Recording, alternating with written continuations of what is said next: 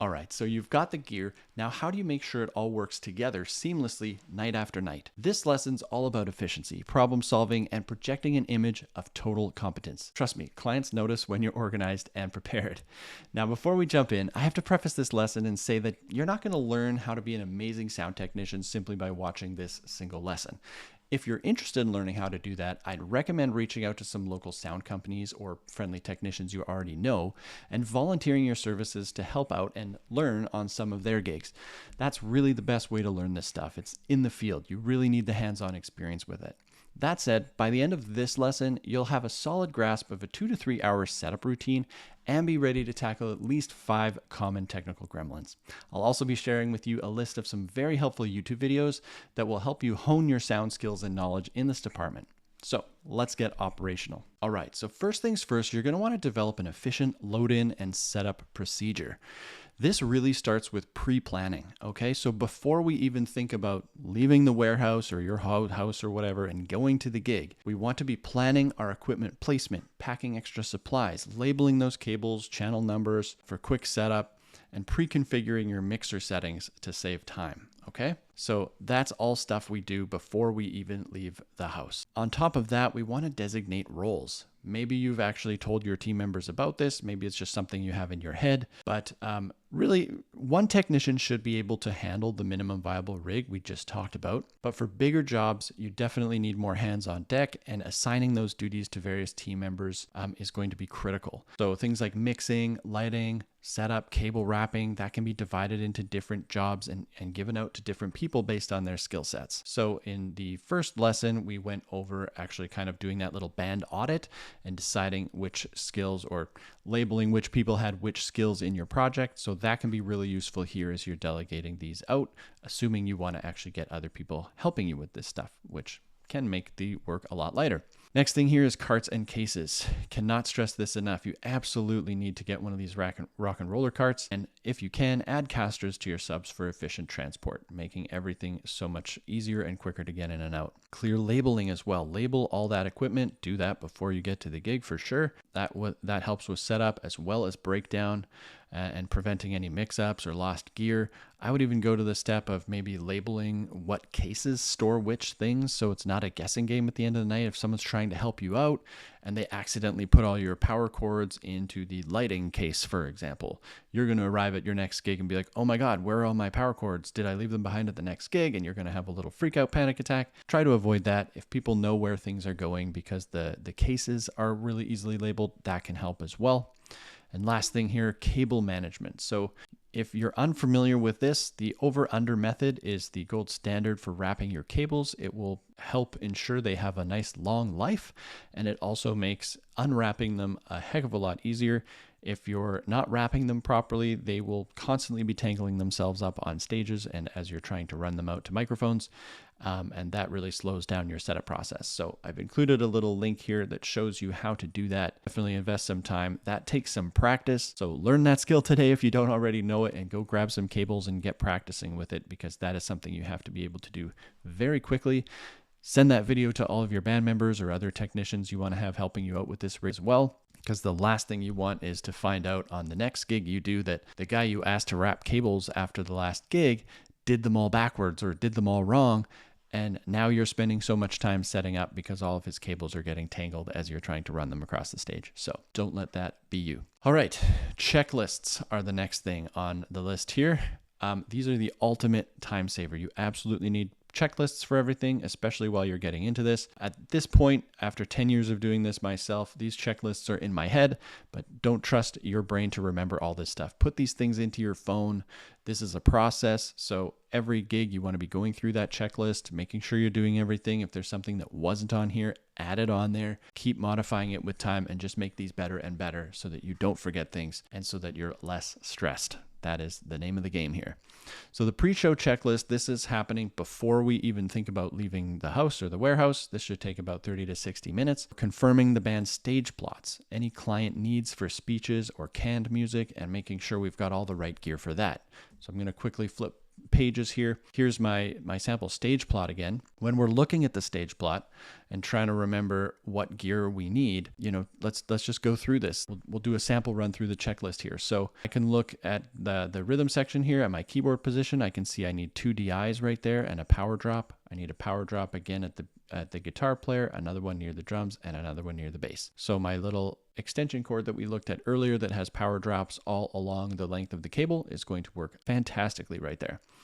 And my guitar amp, I don't see on this stage plot any needs for a microphone or anything, but I'm going to assume that I'm miking that guitar amp. That is something I would probably want to check with the band leader if I'm not the band leader, but make sure you check that before you leave. Drum riser here. On the drum set, I can see that there are, and you want to note details like this, there are only 2 toms in this picture. Now, I don't know if that's because this is just the only photo they could find online of a drum set overhead like this, but this is something I would want to check with that individual drummer and say, or the band leader, and say, are we actually only bringing 2 toms? Because last thing you want to do is show up to that gig with only 2 tom mics and find out that the guy's got 3 toms or something like that. Of course, your 2 drum overheads are there as well. Coming to the bass here, it looks like this bass player is going to bring an amp. So my question here is, do I need a DI in this situation? Does this amp have a direct output that I need to put into a DI, or does it have an XLR out that I can tap right into? I'm going to want to find that out before I leave, right? Because that might mean me needing to bring another DI box. Across our front line here, we've got 2 lead vocalists. I'm assuming they're going to need mics and stands. I've got my horn section over here. The horns all say, you can see their background vocal mics in front of each horn, and I'm assuming each horn needs a mic as well. So I'm now questioning in my head, like, okay, this stage plot doesn't look very complete. I'm going to want to reach out to this band leader and say, okay, what do I need to do for horn mics? Do they bring their own? Do I need to provide? That might mean some extra mic stands, that sort of thing. The last thing on here is I don't see any monitors. So I'm going to want to check with this band what they need for monitors exactly. Now, this happens to be my own band stage plot, and down here on my usual stage plot, there's a lot more information as to what is required on this stage. We actually use in-ear monitors, so that is why there are no monitors on the stage in the diagram here. But that is something you would want to check if you weren't sure of what the requirements were on this specific stage. So there's an example of going through that stage plot. Always want to do that before rolling out to do a gig if you're doing sound for another band. Do not show up without knowing that stage plot like the back of your hand. All right, next on the list here is pre-configuring your mixer and rack. I'm going to skip ahead to this photo. So this is my actual rack for my gigs. You can see my mixer down here on the bottom. Above that, I've got a drawer that's got some microphones and some in-ear body packs in it. I've got my in-ear monitor transmitter here. I've got my power conditioner up there, and I've got 2 wireless microphones at the top, and there are actually 2 more in the back side of this rig as well. I've got my router on top here, and I've got my battery recharger right there. So that's my whole rig. It sits inside this rack. It rolls nice and easily on my rock and roller cart that you see here. And everything just moves in and out so quickly. When I get to the gig, there's 1 power cord in the back of this thing that I plug into the power, and I switch this button on. Everything comes to life, and I'm good to go in an instant. So that is the kind of efficiency you want to have when you're setting up a gig. But on top of that, I'm pre-configuring my mixer as well. I've got 24 channels on this mixer. This is the PreSonus 24R again. You do not have time on a typical booking to be configuring every single channel strip. Every channel strip on your mixer, when you're on the digital interface to control it there, you can give it a name, you can give it a color, you can give it a group, you can add EQ, you can add reverb, you can add delays, you can add compressors, limiters. So much you can do with a single channel strip, right? And you want to use just about every one of those things for every channel. It would probably take between 1 and 3 minutes, if you're fast and really good at this, to configure a single channel strip for one instrument. So kick drum is going to take you 1 to 3 minutes. Snare, 1 to 3 minutes. Trumpet, 1 to 3 minutes, and so on, right? So for a 24 channel mixer, you can understand we're talking minimum 24 minutes, up to as much as 90 minutes maybe to configure and set up that whole entire mix. And then you've got to mix monitors. You've got to do EQ settings for your mains and your monitors. You can understand how this gets out of hand really quickly and sucks a ton of time out of your setup if you have not pre-configured that in advance. So what I actually did a long time ago was I took this mixer to a gig and I recorded all of the stems for my entire show. And I took all of that home and I played it back through the mixer, which is something you can do with the PreSonus, which is so helpful. And in my home studio, I was able to set up a mix and get the EQ settings and the gates and the compressors and everything dialed as closely as I could get them for every single instrument.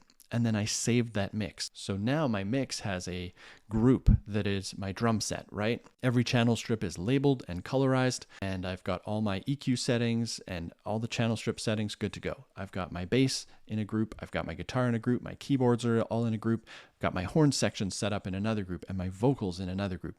And that's all baked into this mix. Now, when I get to an event, this I've called my default band mix. When I get to an event, I can recall that mix and use it in just about any setting. So if I'm doing a band that's not my own band, there's a really good chance they're going to have a drum set and a bass and a guitar and a keyboard and maybe some horns and maybe some vocals. Those are pretty standard things, and that's what I'm doing most of the time. So if that's what you're going to be doing most of the time, set up a default band mix that you can just recall on the fly and be 90% of the way there to having your mix perfected. Of course, the room is going to change all the time. The instruments change slightly. But having all of that stuff set up in advance still will save you so much time. And then you're not setting up the whole mix. You're just doing little tweaks on the fly. And that is so much easier than doing it all from scratch. All right. Next thing on the list here is use your production invoice as your list to pick all the gear that you have billed to your client, right? So in my minimum viable rig, I just know inside and out what I'm providing for people. When I'm doing this for bands, I don't have to go through my invoice because I know everything's just in the boxes already and it's just ready to go. I just pull it out and head out the door. But if I'm doing a bigger corporate event and there's a lot more requirements, I need fill speakers, extra cables, cable covers, that sort of thing, I do go back to my invoice and make sure I'm pulling out all the equipment from my storage that I need for that event. Use that as your checklist, right? We're going to go into building invoices and quotes in the next module, so I'm excited for you guys to see that. All right. Next, of course, check everything for damage before you go out the door. Last thing you want is to not find out until you're at the gig that the monitor you pulled off the shelf actually doesn't work because you dropped it when you were loading it in there last week and now it doesn't work anymore. So it helps to have a power outlet nearby that you can just plug stuff in quick, have a little iPhone handy there with a little aux cable on it that you can just plug quickly into the speaker, make sure there's sound coming out of there and it sounds right. Of course, load all that gear into your vehicle, confirm your venue address. You don't want to go to the wrong place. Get your directions, check the traffic, on-site parking. This is a big one. Don't just go to the venue and have no plan where you're going to park, right? If there is expensive parking at the venue, you want to probably try to avoid that. If there's a loading dock you're only allowed to be in for 5 minutes, that could be an issue. So make sure you're checking all that stuff and knowing who to contact at the venue should anything arise. All right, that's our pre-show checklist. Okay, so next we have our load-in checklist. So now we've actually arrived at the loading dock. We're going to place our vendor sign on the dash. This is a very key step. I'm going to just switch over to this. This is a sample vendor sign. So I would literally put the word vendor on it in big letters like that. Put the name of your company right below that, and then your cell phone under that. You want this to be on your dash in a very visible location anytime you're parked in a loading dock, no matter how big or small, right? The last thing you want is for the person who runs that loading dock to be having a bad day, think that you've just been there 20 minutes too long and they call the tow truck, right? You come out an hour later and your car's not there anymore. That is not how you want to be operating on gig day. So you can't go wrong having this on the dashboard. Just make it easy for people to find you in the event that they need you to move your car ASAP because you don't want them to resort to the tow trucks for that. Next thing, once you're there and you're situated, unpack your van, load all the equipment into the venue. Note that hotels can take extra time here for many reasons. One of them is that you might just have to be waiting for elevators. There are a couple hotels in my city which have very busy freight elevators, which is what you're going to be using most of the time because they're shared by housekeeping, by maintenance, by whoever else in the hotel's working that day. And you might have to wait 15 minutes just for the elevator to get to your floor, right? Budget extra time for that. Know what you're getting into. Sometimes this stuff is the only way you can figure it out is by actually doing it. So just budget extra time if you're unsure and make sure you're prepared for that. Long distances as well. I mean, if you're in a really big trade convention center or a really large hotel, you might be pushing your equipment several hundred meters just to get to the loading dock or get to the freight elevator. Then you're onto a different floor and then you've got to traverse the whole floor and get to another freight elevator and go up again. And these places can be a real maze sometimes. So don't underestimate that. But once you are all loaded in, of course, park that van, take care of your parking fees, and maybe in your pre-planning checklist, you want to actually find out where you're going to park as well so that you're not thinking about that at the last moment there. And on load in as well, I will back up a little bit here. I wanted to show you some photos. So earlier I talked about kind of having that rock and roller cart and having wheels on your subs to be able to move everything in very efficiently. So here's a close-up of my sub and speaker combo for rolling in and out of the venue. So on the bottom of my subwoofers, which are these things down here, I've got little casters you cannot see in this photo. And then I've got this little tray top essentially that sits on top of those subwoofers. And then I can put my 2 speakers and my monitors there and a mic stand bag on top of that. So I'm basically rolling in my whole front end in one go. It's very easy to push. One person can do this. It saves a lot of time. So here's a photo of it in the actual ballroom. Here it is. Now you can see the casters on the bottom there again. And then on this rock and roller cart, I've got my cable boxes, my racks, some other stands, and some more monitors over there. So everything gets in on just 2 carts, making this very, very, very efficient. All right, next up is our setup checklist. So this should take you between 60 and 90 minutes. So let's go through this. First of all, you want to unpack and set up mic stands and light stands. Now, why is this at the top of the list? Well, let me wind back a little bit here. Here's my load in again. What do you notice about the top of this cart? That's where my stands are, right? This soft case right here contains my light stands and my mic stands. And if I go back over to this photo here, you can see on top of this rig, I usually roll with some mic stands on top of there. So as soon as I roll into the ballroom, those mic stands and light stands are sitting on top of everything. There's no point in me pulling those off, putting them on the floor and coming back to them later. Every time you touch a piece of gear, you want to ask yourself, where is this actually going? Where's the final destination of this? And can I get it there right now? You don't want to just unpack stuff and throw it all over the dance floor and then have to go walk through your maze later and pick everything up and move it again. Every time you move a piece of gear again, you're wasting more time, right? And there are probably 100 pieces of gear in this rig that you have to touch throughout the day. If you're touching all of those 3 or 4 times, you're adding tons and tons of time to your setup that is unnecessary. So because by virtue of the fact that these soft cases are sitting on top of all of my rolling rigs, I'm going to unload those first. Once I've done all those, I've gotten them positioned on the stage roughly where I want them. Place light fixtures on the stands. Once again, the lights are sitting. In this case, I've actually put them on top of my rolling cart here. I always keep my lights on top and don't put much on top of them because they're in a soft case and lights are fragile. So those are on top. I pull those out. I stick them on top of the stands right over there. Next up here, I'm going to choose my mixing location and set up the mixing console there. Then I position my speakers and monitors. And lastly, I will place all of my microphones on the stands where they're needed. At this point, basically all of the gear is in position. Now I can run all my cables. And I want to run my cables last because I'm kind of running my cables around all of the equipment. You don't want to run all your cables first and then have to push them out of the way later when you go to decide, oh, actually the speaker should go here and all my cables are sitting there and I don't want my speakers sitting on top of my cables and wobbling all around. You don't want to have to worry about that. So cables go last. They connect all of your equipment. Once those are all set up, power everything up. Do your mixer first and then all your speakers. Once again, if you're going to have a nice little rack like I've configured here, you power on with that one button. Click, everything comes on, and now you walk around to your speakers, you power all of those up, and your whole rig is set up and ready to go. Don't turn the speakers on first and then come turn on your mixer, or you're going to get a really loud pop out of all those speakers. That is not healthy for the speakers or for your ears. All right, last thing here, test all your microphones and instruments, and then it's time to run a sound check. When you're running a sound check, the first thing you want to do is ring out the room and the monitors. I'm going to go over that in just a moment here, and then adjust all the levels for each individual instrument, dial in your EQ settings, add any effects like reverbs and delays, and set up your in-ear monitor and floor mixes. Now, again, most of this should probably already actually be done if you pre-configured your mixer like I recommended in the pre-show checklist, right?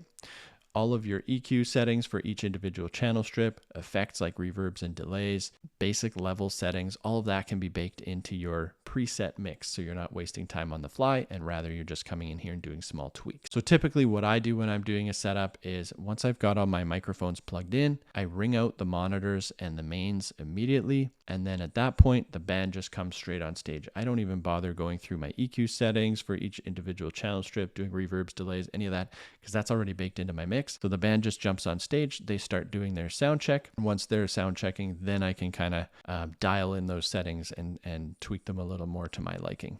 Once all that's done, then I'm kind of doing a light check. I might also kind of do a light check while the band is sound checking, because oftentimes the band wants to rehearse a few extra songs, and maybe I don't need all of that time for myself to sound check. I go out in the crowd, I do some mixing out there. Once I'm kind of happy with things at 1 or 2 songs, now the band still wants to do some more sound checking. At that point, I'm getting my lights to the right height, I'm turning them on, I'm dialing them in, I'm connecting them to the Bluetooth control app, making sure all that's set up, and I'm aiming those fixtures at the individual people. So if you remember from our lighting module here, these LED 4 light bars that I use have movable heads on top that can be aimed. They don't aim themselves though, so I have to go and manually do that.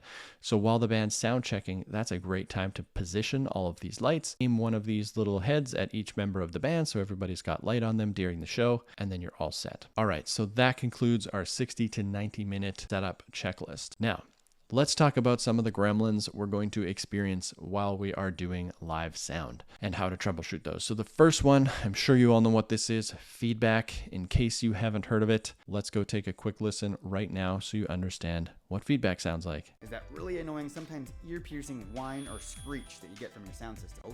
In order to... There it is. So you heard it, that little screech in that video there.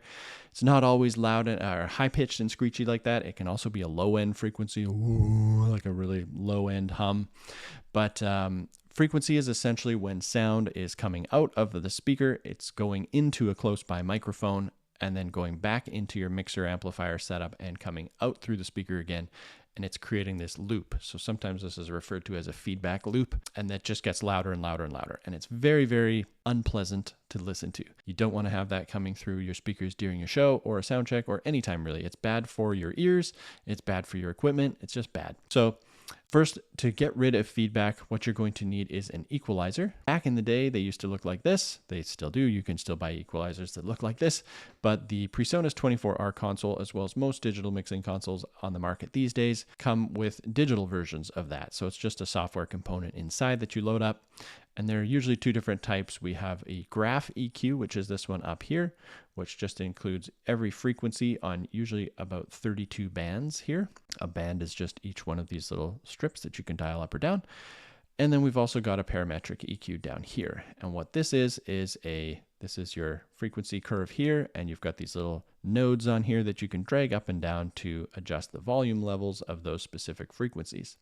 So for example, in this case, if I was having some if I was having some feedback is just a spike in a certain frequency level. It can happen for many reasons, but usually it's a combination of the microphone's sensitivities combined with the room acoustics, and with those 2 things in play, certain frequencies are just louder than others, and then they start to feedback. So in this case, if I had a frequency around this 200 hertz range that was spiking for me, I could just grab this little node here and pull that down a little bit, and that would adjust the volume of this range of frequencies, which would allow me to dial out that feedback. So essentially all you're doing is adjusting EQ settings to notch out that feedback frequency. So there's a process to doing this. You want to do this with your monitors as well as with your main speakers. Very, very important to do that in both settings. There are different schools of thought around this, but these 2 videos I've highlighted here show you some really great ways on how to do that. I'm not going to go into detail in this module because, once again, I've provided those links for you to do that. They are quite long, so you can check those out. This is something you really have to practice, get a feel for it. You'll start to learn where your speakers kind of are more or less sensitive and how to work with those, and your ears will begin to get a little more tuned so you can do this stuff quickly on the fly. But this is a very, very, very essential skill to have. So do watch those videos and do some practicing. Next thing I want to talk about is ground loops. So let's take a listen to what a ground loop sounds like. That's not good. Ground loop noise typically manifests as buzz, hum, loud squealing or interference, crackles, pops, and other kinds of noises. All right, so there you go. There's a few little samples there. You heard those buzzing and crackling. This is often associated with guitar amps. You often hear that coming out of guitar amps, but it can come through your main speakers and your monitors as well. I'm not going to go into all the physics as to how and why this happens. It's actually quite complicated as to what causes this, but it has to do with the power supply of the venue that you are in. So knowing that, we need to know how to kind of clean up that power supply a little bit, for lack of a better term. So you can do that in a couple of different ways. One way to clean up the power is using a DI box.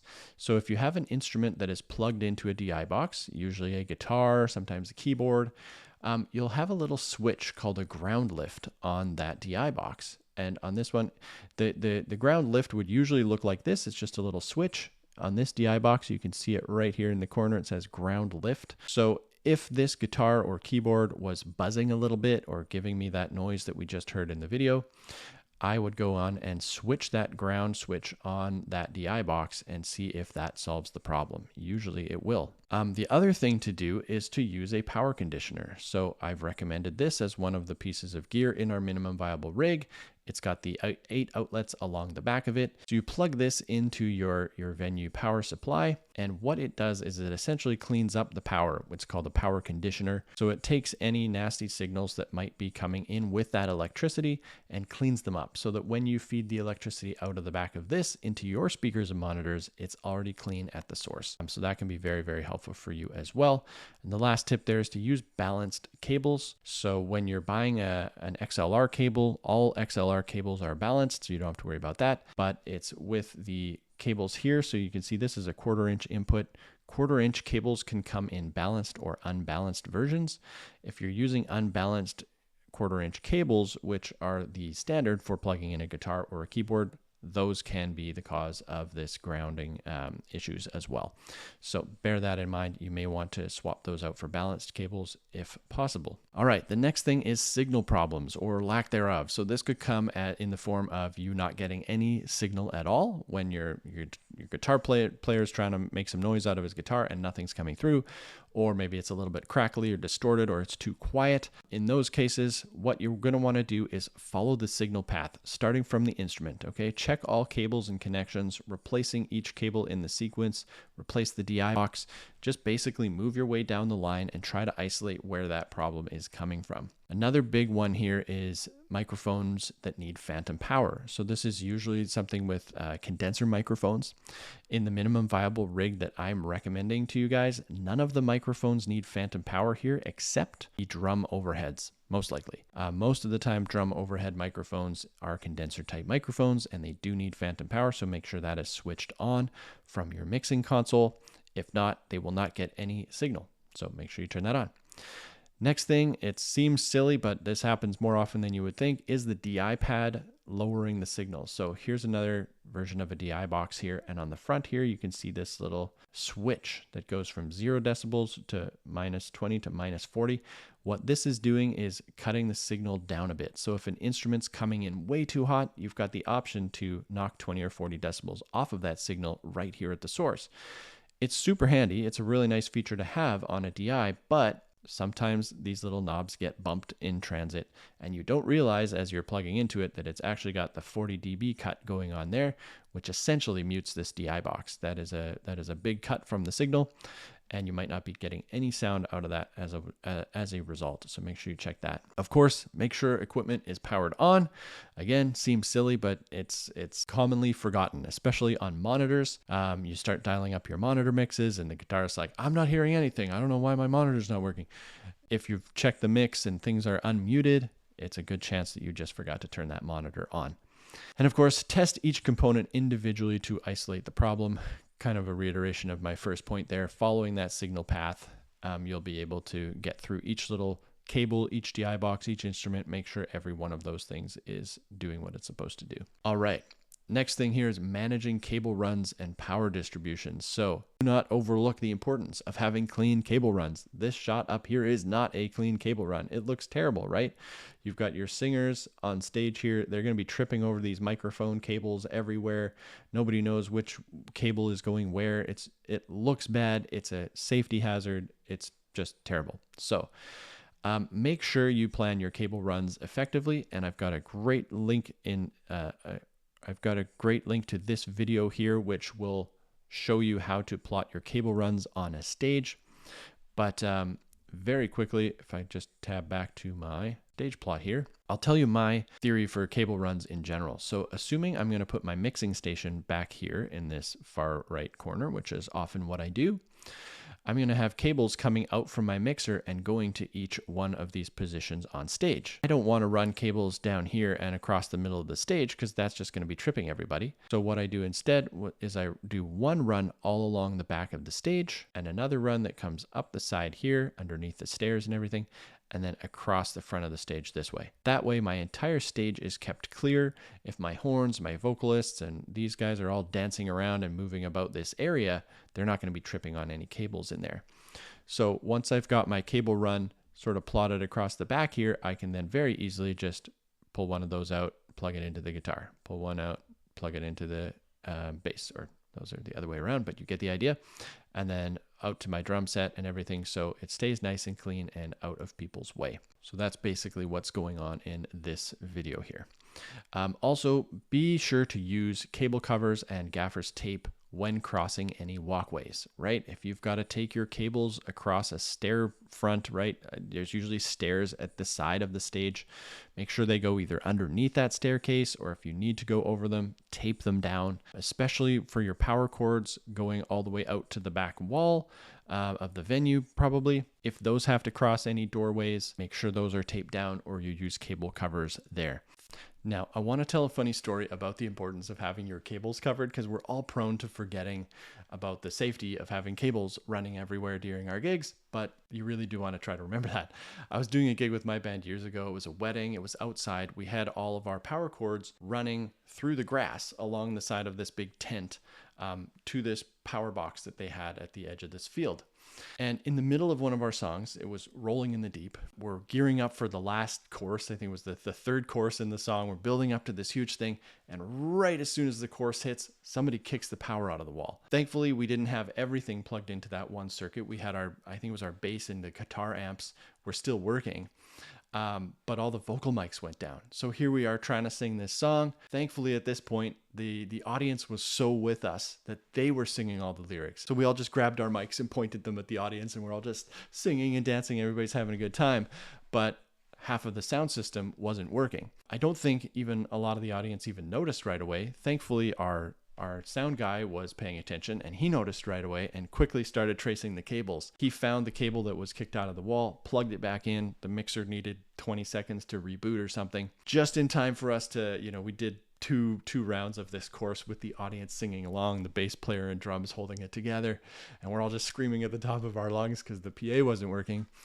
Thankfully, everything booted up right in time for us to come in for that last course, and we ended the song with a bang. I don't think half the crowd even noticed what happened. Maybe nobody even noticed what happened, but that was a lucky situation. You might not get that lucky with all your power failures, but make sure you're covering your cables and doing all that stuff right when you're setting up for events, because that stuff can be a bit of a shocker and it's not always going to go as well as it did for us. Right, so the next thing here is power distribution. Use power strips with surge protection, right? You want to protect all that equipment safely. And wherever possible, use those little IEC to NEMA 5 converters to steal power from your floor monitors to avoid running more extension cords if possible for that. Labeling. Label all your power cables and power bars with your name and phone number. It's really common for people to bring their own power bars and things to gigs, and that's a great way to lose stuff, because someone's like, oh, I'm pretty sure this is my power bar, and you're like, no, I'm pretty sure it's mine. Everybody's buying stuff from Amazon these days, so it all looks the same. All right, last thing on here, safety first, okay? Never overload circuits or run uncovered cables across walkways, like I said before, but as a general rule, the right side of your PA should be on one circuit and the left side should be on another. Our minimum viable rig runs fine on 2 circuits. You will not blow anything if you're doing that. unless you've got a wall of 12 guitar amps or something that we haven't budgeted for here. Everything's done. Post-show breakdown, packing, and equipment maintenance. Let's talk about that. So when you're breaking down, start by powering down the speakers and monitors. Do that first. If you just, pull out shut off the mixer or start pulling things out of the wall, you're going to get those speakers popping and making ugly noises. So once all that's done, disconnect all the cables, pack everything up nicely into its cases and racks. You can wipe down microphones if you want. And then last thing here, this is actually really important. Remove all the trash and debris from the stage. I would really love it if all the bands I worked with did this on their own, but most musicians, for whatever reason, are just kind of messy. Try not to let that be the thing that leaves the last impression of whatever band or music thing you were doing at a venue. It doesn't go unnoticed. Right? I notice this stuff. I'm sure other people do too. If you've got your beer cans and your wine glasses and your mugs of whatever sitting on stage and you've got torn up shreds of your set lists that were taped down to the floor everywhere, don't leave your stage like that. Someone has to clean that up after you, and venues can actually be a really great source of referring new business to you. But if you leave them in a mess every time, they're not going to want to call you back. So don't burn that bridge if you don't have to. All right, when you're packing stuff up, load gear into the vehicle in an organized manner. And again, hopefully you've practiced this. I refer to myself as a Tetris master when I'm loading this stuff in there, and you should strive for that title as well. You don't have time to be thinking about this stuff and second guessing whether or not that's going to fit here and this is going to fit there. Know where everything goes. This acts as an insurance policy as well, because when I'm loading up my car at the end of the night, if it's 2 a.m. and I'm tired, I've just worked a 12-hour day and I forgot something in the ballroom, I'm going to notice it while I'm packing my van because I've done that pack job so many times. When I'm packing stuff in there, I'm like, wait a minute, I'm missing this box. There should be a box going in there. Darn it. Now I have to go look for that box, right? If you don't know that pack routine and everything's just fired into your vehicle haphazardly, there's a really good chance you're going to miss stuff like that. Secure all items to prevent damage during transport, right? You don't want towers of monitors tipping over when you go around a corner and smashing and breaking, and you don't want things falling on top of your lights and crushing them. Make sure everything's secured in its location. If you're packing this into the back of the van that I've recommended, everything fits really snugly into there. So I don't have to worry about strapping things down or doing any of that complicated stuff. I just squeeze it all in there. Once I close the trunk, nothing's going to slide around very much. Last point here, go slow, you guys. Trying to rush through doing all this heavy lifting at the end of a really long day when you're already tired is exactly how accidents happen. If you throw your back out doing some of this stuff, it can take months for that to heal, and that puts you out of work for a really long time. So take care. Also, tossing gear around carelessly will also cause damage. I can't tell you how many pieces of gear I've lent to my friends and they come back all scratched and damaged because they don't take care of their stuff, and then they don't take care of my stuff. So they're just throwing it in the back of their car. They're tossing everything on top of it. Things like microphone stands and little clips and things have sharp edges on them. They can just grind scratches into the sides of your speakers and stuff. That does not look pretty, right? Take care of your gear and it will last a really long time. Maintenance. Okay. Again, I've selected everything on my minimum viable rig list to be stuff that doesn't need a lot of maintenance. All my speakers are built by the Yorkville company, which is they are just the most secure stuff, the most battle tested, best stuff out there that's going to last. So I don't have to do a lot of maintenance on that stuff. But things like cables, microphone stands, those microphone pop screens, those do get worn out and dented and stripped and bent, and you do need to replace those. So make sure you're just doing a quick tally. You can also do this as you're packing up at the end of a gig. Just take note if a microphone stand is looking a little too weary, or that microphone just had a few too many drops on its head. You may need to be replacing that stuff. And of course, store everything in a cool, dry place. You don't want too much moisture growing in there. That can really damage your electronic equipment. All right, guys. So key takeaways from this lesson. You want to be efficient with your load in and setup procedures. Saves time and reduces stress. So don't overlook that. Checklists ensure you don't forget anything. So go and make some of those. Proper cable management and power distribution are really essential for safety and professionalism. So as you're learning activities from this one, I want you to create a detailed checklist of your band's setup and sound check routines. Okay, you use the ones that I've put into this lesson to get you started, but add your own tweaks to those. You're going to need them. Practice ringing out your monitors and mains by setting up your PA and using a graph EQ to dial out that feedback. Once again, this is such an essential skill. and you absolutely need to be able to do this quickly and on the fly. So practice, practice, practice. Lastly here, practice loading your gear onto carts and into your vehicle. This might seem silly, but once you actually figure out exactly which order to pack things in and you become that Tetris master, you'll move way faster and be much less error prone on gig day. All right, so what's next? Well, first of all, congratulations, friends. You've completed Module 1. In Module 2, pricing strategies for bundling sound and lighting services with music performances, we'll learn how to price our gear strategically. So I'll see you in the next lesson.